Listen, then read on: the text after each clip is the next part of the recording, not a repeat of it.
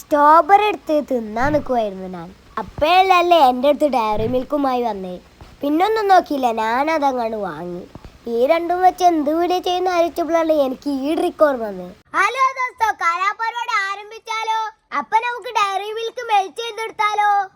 Diary Milk melt ആവുന്ന time കൊണ്ട് നമുക്ക് സ്ട്രോബെറി വൃത്തിയാക്കി എടുക്കാം.